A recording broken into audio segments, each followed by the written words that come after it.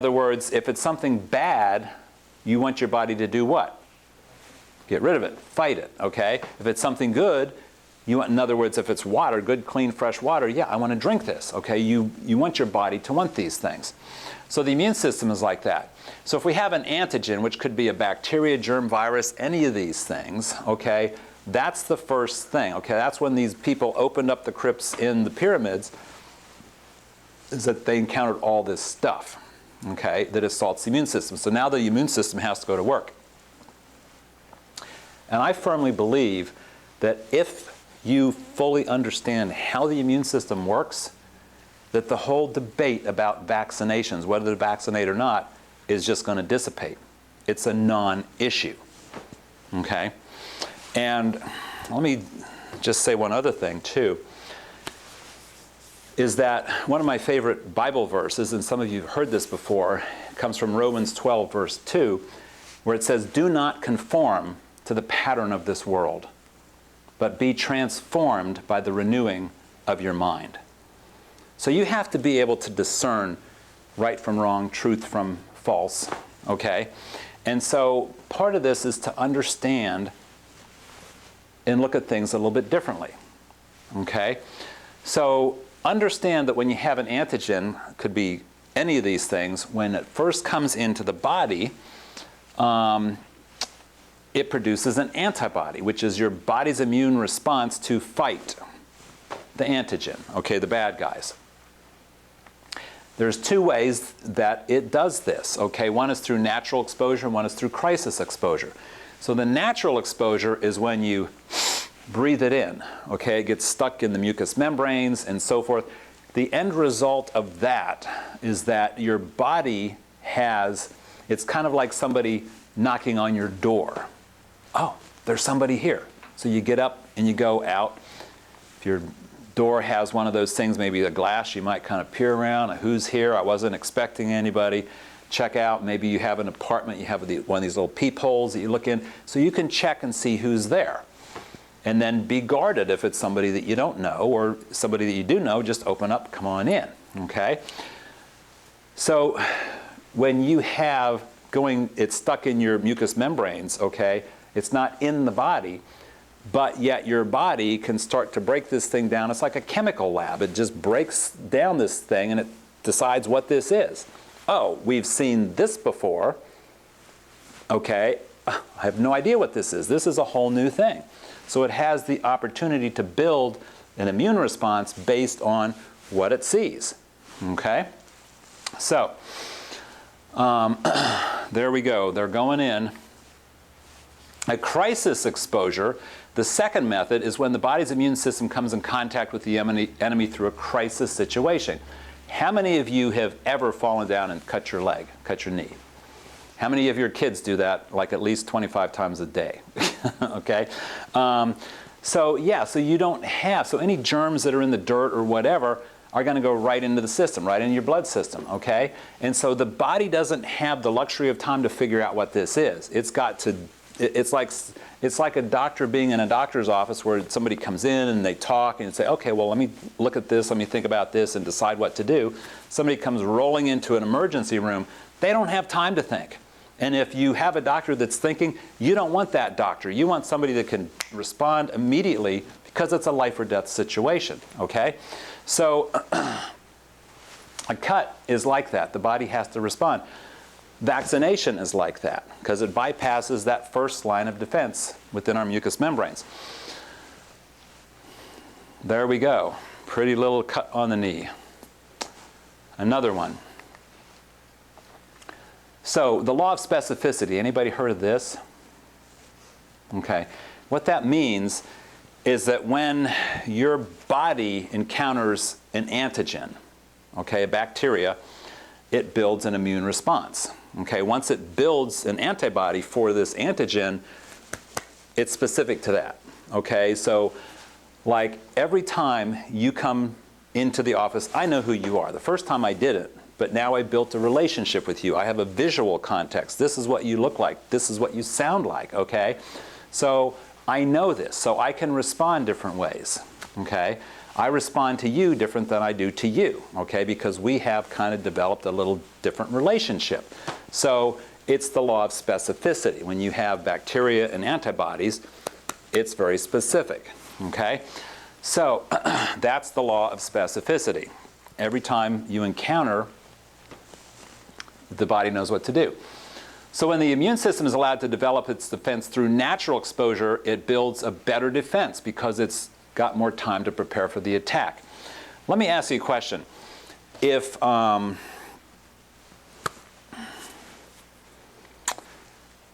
was thinking, because it's Veterans Day, I guess I'll just go with this. That's maybe why it popped in my head. But let's say you're going to war, okay?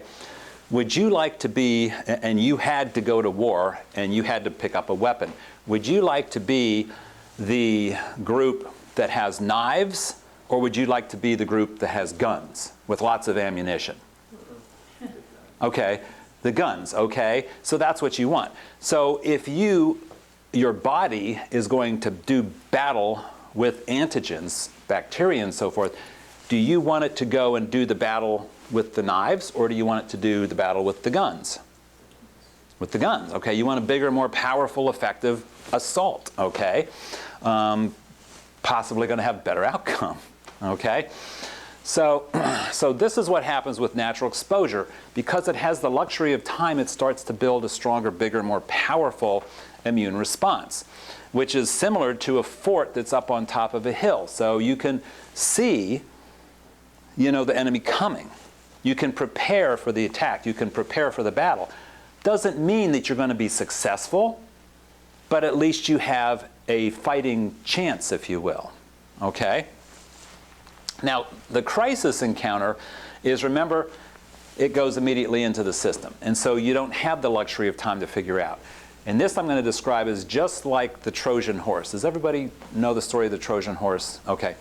So here we're going to not fight, we're going to become friends with you, and we're going to give you this gift of the big horse. Everybody gets drunk and they're partying and so forth, and now they go to bed in this drunken stupor, and the belly of the horse opens up, and didn't take many. They go around and kill everybody as they're sleeping, okay? So they win. So that's kind of like the crisis situation. We want our body's immune system to be is effective enough to counteract that. And both of these are important. We would not be here today having this discussion if we didn't have both of those types of immune responses, okay? But let me ask you a question. If there was only 100 types of bacteria in the world,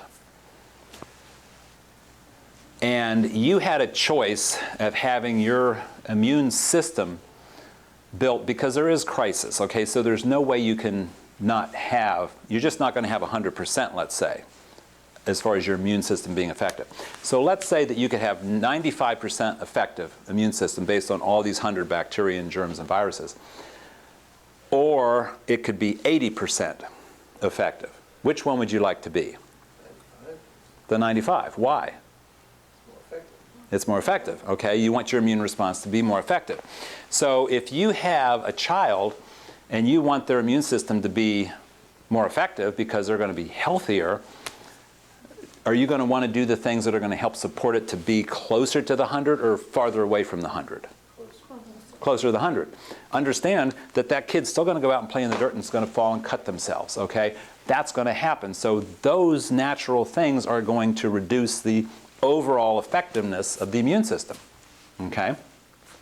And then there's parents that, well, some of us have more than one kid. So the first child, it's just like they have a pacifier, okay? And it falls on the floor. Mom picks it up, goes in the bathroom, gets boiling hot water, cleans it all off, makes sure it's sterile, pops it back in the kid's mouth. Second one comes along, maybe they'll rinse it off, maybe they'll just brush it off, put it in. The third one comes along, it falls in the dirt, here, sticks it in their mouth, because the immune system is going to be built stronger like that, okay? But what we've been doing as a society is we've been trained to think we need to get rid You know, antibacterial everything. We have antibacterial soap. We have this gel stuff. People go, I love to go in a grocery store and watch women pull out a towel, you know, a paper thing, squirt this stuff on it, and then rub it on the cart, the handle of the cart, before they touch it.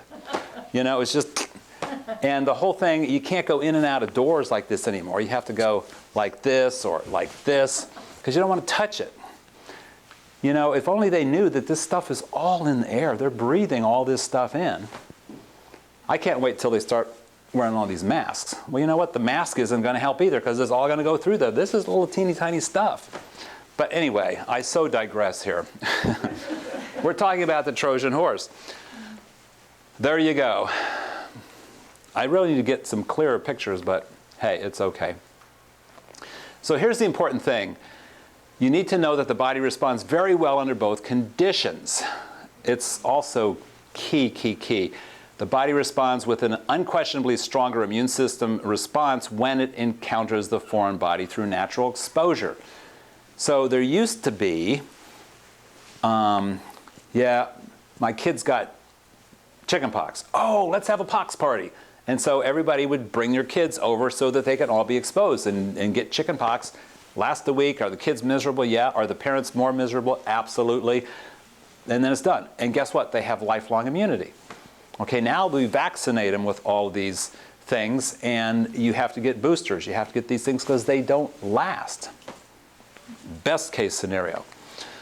So here we talked about this antigen-antibody specificity. We talked about it can build these things.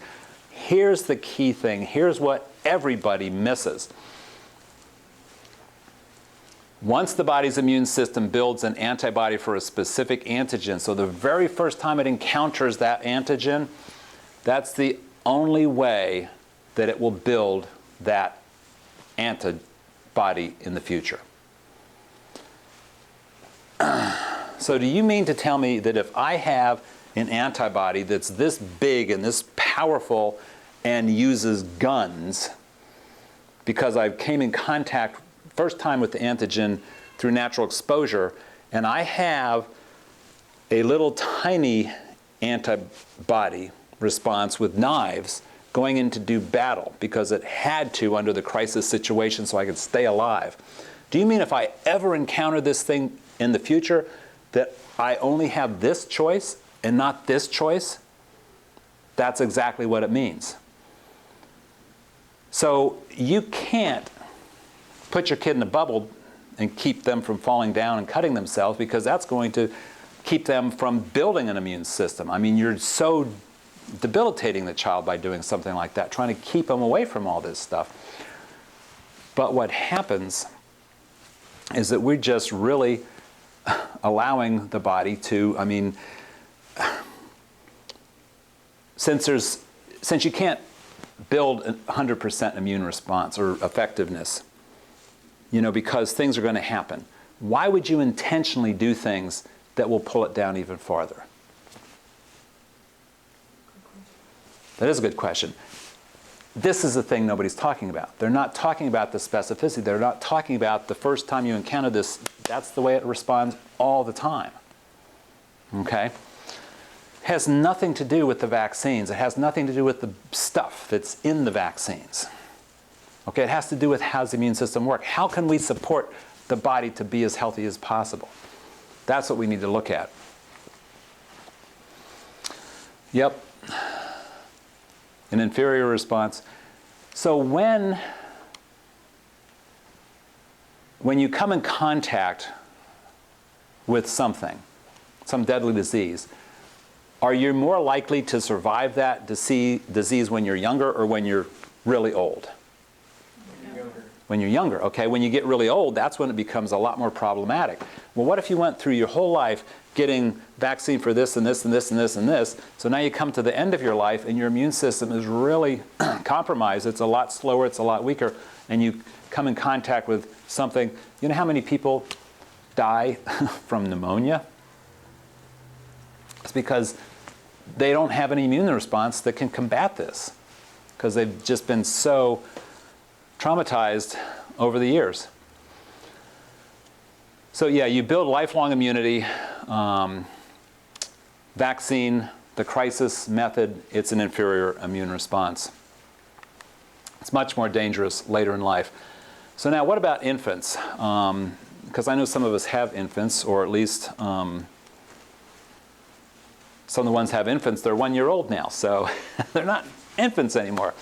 But anyway, infants' immune system is very immature and has difficulty evoking a proper immune response within the first 6 months and a weak response for the next 6 months. So that means within the first year, you have to really watch how you're supporting or not the immune system, okay?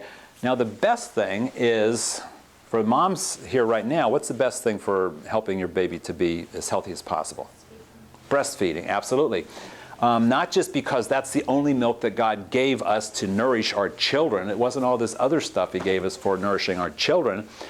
But the baby's immune system, because it's so unfunctional, the baby gets its immune responses, it gets its antibody protection from the mother's milk. And that happens because the mother, if she's with the baby all the time, is going to become in contact with all the things that the baby's going to be coming in contact with, which means that her body's going to build the immune response and it's going to pass it through the milk to protect the baby.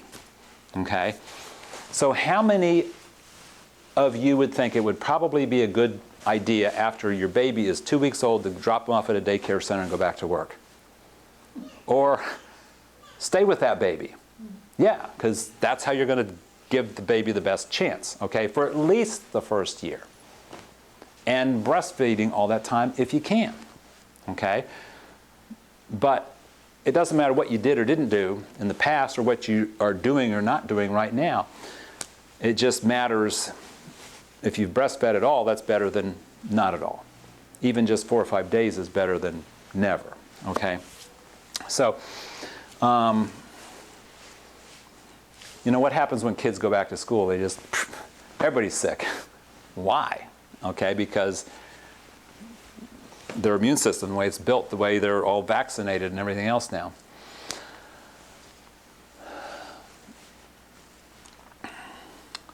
This is, every once in a while I get these little things that just really fry my buttons. Okay. So here's an interview with a highly respected immunologist who declined to be identified. So the question is, so the science seems fairly clear that for the first year of life, probably, that the immunization is not stimulating the kind of response we expect it to stimulate.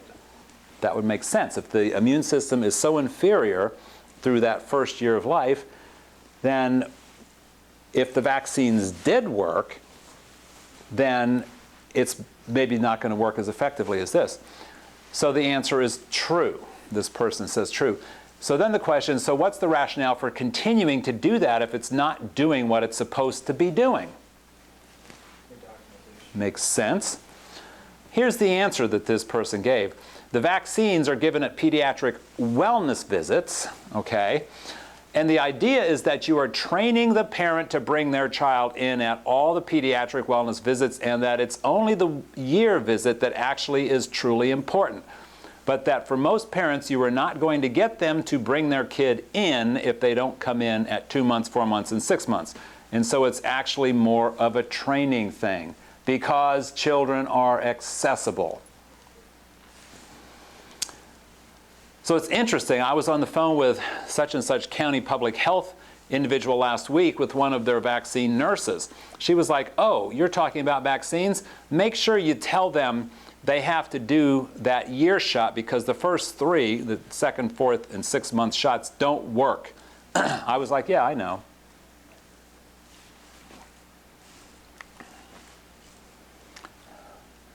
So, because I tend to be a little vocal sometimes, the news media picked up on this because we had quite a stir going around the county. And so the Atlanta Journal-Constitution comes out and does an interview with us. They put some other things in. And so this is Dr. Lori, myself, and Emily is the one with the hat on, and Amy in the little red thing, our oldest and our youngest daughters. And so they were interviewing us about, not vaccinating our kids, what we do about this, and so forth. And so this was the front page of the second section, the B section. So it was quite a big thing. So this came out on Tuesday. Wednesday morning, a chiropractic friend of mine down in Marietta gets on the phone. He says, "Lou, you've got to tune in WSB." I says, "What's WSB?" He says, "It's the radio station. Get on the radio station and call in. They're talking about the article that was in the Atlanta Journal-Constitution." So I get on the phone, I call up, and the person answers, and I say, "Yeah, I was calling in about the discussion you're having about the vaccinations." And she goes, "Oh, well, we are swamped busy. We have a whole bunch of people waiting. I'll put you on, but I don't know that I can get you in." And I says, "Well, I'm Dr. Briegel." She goes, "Oh, the one the article's about?" I says, "Yes." "Hold on." And it was just like 5 seconds later, the guy who was on, the radio host, Sean Hannity, little known name, but you might know who that is. So he gets on the phone, and and the whole thing. So he's talking to me, asking me questions, and somebody was just like, "Oh, it's just," the typical thing. It's bad. They had no proof of anything. It was just like this stuff, their feelings and their attitudes they were throwing out. Regurgitation of information they've been indoctrinated. Yes, regurgitation, and I wouldn't even call that information. It's stuff, but yeah, you're exactly right. So anyway, he's going through and asking these questions, and she's responding, I'm responding, and everything. And then he starts asking me more and more and more, and she would start jumping in and rah, rah, rah.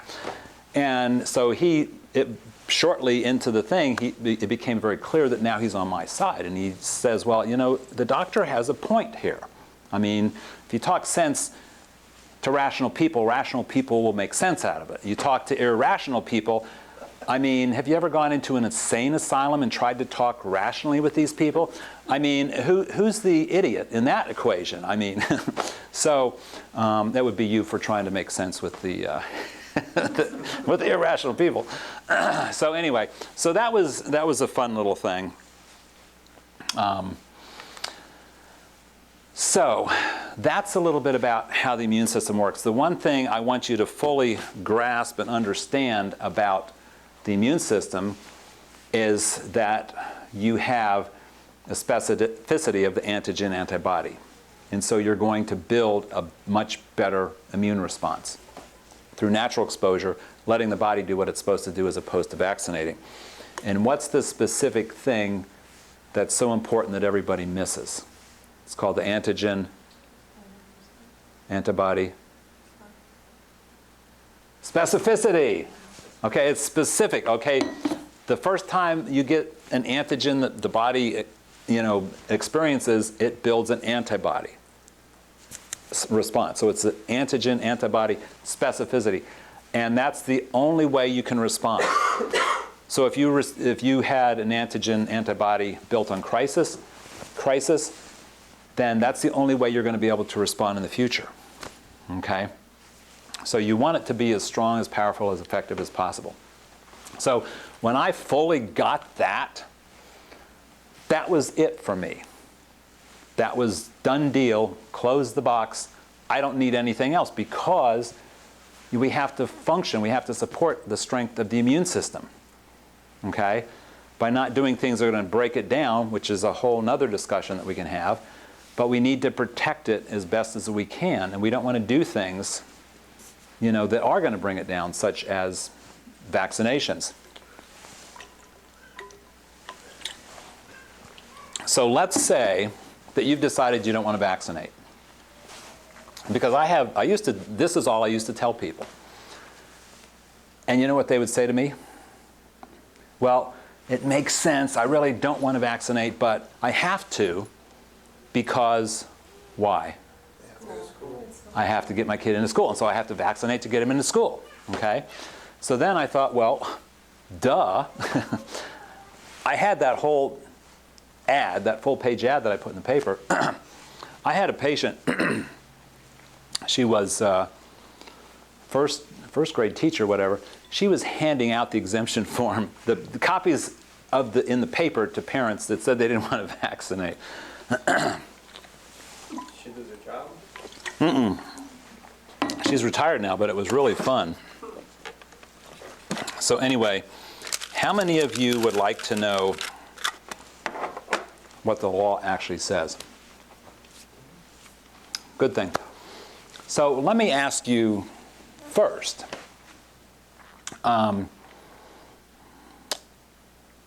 If the law says that you have to vaccinate your child to get him into school, how do you feel about that? Do you feel that that's a good thing?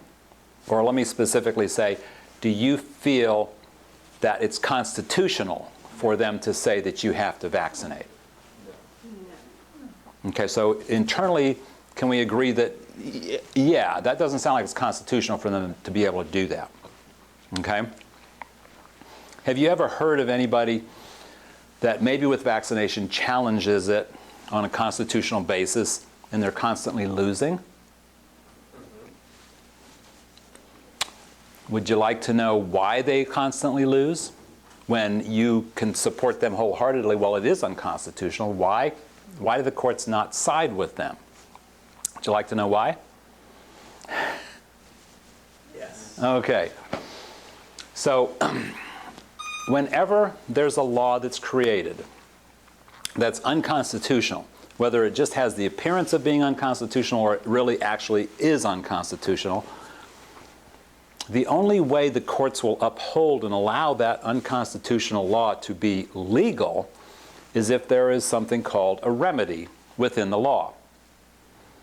So if you find the remedy and you exercise the remedy that is already within that unconstitutional law, you're not going to be in court because they don't want you in court because you've exercised your remedy. If you don't exercise the remedy, which is clearly in there, and you go, well, it's unconstitutional and they can't make me do this, and the judge will be listening and be real tolerant. The judge's job is not to tell you, well, there's a remedy within the law. Why didn't you just exercise your right with that remedy? They don't do that. So you need to find out what the remedy is. So let's go ahead and look at this a little bit. Okay, so yeah, so as far as constitutionality, mandatory shots would violate the Declaration of Independence, the U.S. Constitution, Articles 4 and the Preamble, Articles 5, 9, and 10 of the Bill of Rights, and Article 8 of the amendments. 14 of the amendments. Not only do these perceived compulsory immunization laws conflict with the U.S. Constitution, but also with the Constitution of every state of the Union of States, okay? And so here's the thing. While a caring parent who wishes to not vaccinate could argue their right not to vaccinate on the above facts, they would be creating a controversy, which would give the court's jurisdiction to render a ruling over the parent's decision not to vaccinate. Creating a controversy, that's another whole thing we can talk about in more detail for those of you who really are interested. I'm just going to skip over that right now.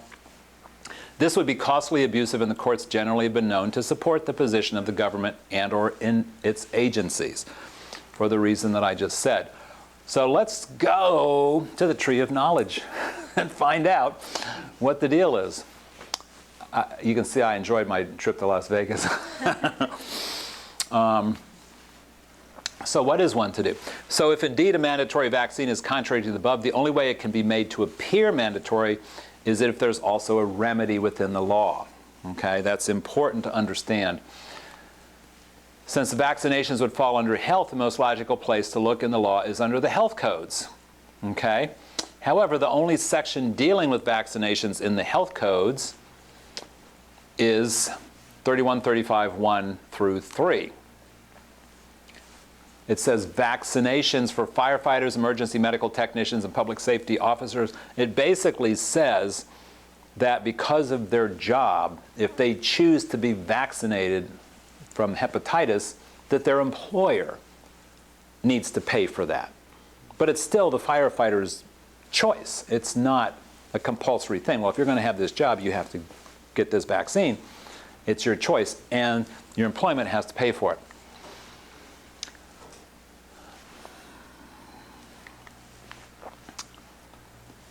And that's all that was in there. Now, they've added another one in the health codes, which I'll get to in a little bit, but I'm just in the wrong spot here, aren't I? Fine. So maybe we need to look in the education codes, because that's what they're saying. You can't come into school if you're not vaccinated. Okay, so it wasn't a health issue, it was a get you kids into school issue. Okay, so when we look there, OCGA, that's the official code of Georgia annotated. That's what that means. And 20-2-771A through H, that's the entire code. Okay? Now the first thing the code says, it doesn't say you have to be vaccinated. What's it say? You have to have a certificate of immunization in order to get the child into school. So where do you get the certificate of immunization? From the doctor. Or a state health department or something like that, okay, county health department. So when you look at that certificate of immunization, it's got a whole long list of all the vaccines. And so obviously it checks off and so forth. And it says on there that you get a medical exemption. So the doctor can check off that there's a medical exemption. And they might vaccinate you for, some of them, but not all of them. You get the medical exemption for one or two, something like that. It's not just for all, although they could do that. So it appears, because if I have to have the certificate to get my kid into school, it looks like I have to have all these things in order to get him to school, right? One would think. If I want to get you to do something that's not in your best interest, do you think I'm going to be totally honest and truthful and upfront with you? No. No, because if I'm totally truthful and honest and upfront with you, then you're going to understand it's not in your best interest. Why would you do that? Okay? I'm not suggesting governments do this, but I just wanted to mention that for provoking thought, okay? So here, when you go through the whole code, when you get down to subsection E, look at this. This section shall not apply. Understand, shall not apply to a child whose parent or legal guardian objects on the grounds that the immunization conflicts with the religious beliefs of the parent or guardian. So what does that sound like to you? A little bit of freedom. A little bit of freedom. Okay. It sounds like the remedy within the law. Okay. This entire code section doesn't apply to you. Okay. So what's up here in the red at the bottom? Conflicts with the religious beliefs of the parent or guardian. Okay? So, if I have to have a remedy within the law, but I still want you to do something that's not in your best interest, do you think I'm going to still be totally upfront and honest with you, or am I going to try to mucky the waters? I'm going to mucky it, okay? So let me ask you a question. How many of you belong to a church that says we don't vaccinate? Okay, what's this mean? What does this mean? Okay, because if it's mucky the water, they've done exactly what they wanted you to do, is they think that, well, it's based on your religion. It's based on your church. Okay? So, also under the same section E, it continues on, the parent or guardian must first furnish the school an affidavit in which the parent or guardian swears or affirms that the immunization required conflicts with the religious beliefs of the parent or guardian. So how many of you right now could say, based on your religion, your church, that it conflicts, vaccination conflicts? Okay. I'm sure Pastor Jason's already said that you don't have to vaccinate, right? Yeah, this is a personal religious. Oh, what's that? We're talking about religion. We're talking about church. Okay, so she's cracked the egg here. So let's follow that crack. When we look at this, they're not talking about religion, but that's where we all went. Okay, religion has nothing to do with it, because we're not in church learning these religious doctrines. What is this? What is this code? OCGA 20-27-2. It's the official code of Georgia annotated. It's the laws of the state of Georgia. So is it religion or is it legal? It's the laws of the state. Is it religion or is it legal? It's legal, okay? So religion doesn't have anything to do about it other than the fact that they use the term religious freedoms. And it doesn't matter what you or I think of religion. It only matters what is the legal definition of religious beliefs. Okay? You all with me? So, oh yeah, the whisperings of the neighbors. We all participate in that, don't we? What's that called? Gossip? Oh, and so said this and this. Oh, yeah, okay. So here's the thing. The whisperings of the neighbors really thought Christopher Columbus was just out of his mind. He was bonkers, right? So when confronted with the religious exemption, the whisperings of the neighbors says, well, what religion are you? Does your church publicly support non-vaccination? So we need to dispense with our ideas about this, dispense with it. So here's the legal definition. Religion is man's relation to divinity, to reverence, worship, obedience, and submission, and religious freedom within the Constitution embraces not only the right to worship God according to the dictates of one's conscience. That's the key thing. That's so powerful. So you said personal. It is personal. So also, the Constitution, and it's usually in paragraph 3 in most all the states' constitutions. Similar to this, each person has the natural and inalienable right to worship God, each according to the dictate of that person's own conscience. And no human authority should in any case control or interfere with such right of conscience. Okay? So, if you believe that there's some kind of a higher universal intelligence, if there's a God that is acting through you in some way, put you together in some way, then that would be a personal choice. You know, somebody could come and say, oh, well, that's a scientific, because it's a structural thing. You're looking at the physiology of the body and so forth. Well, okay.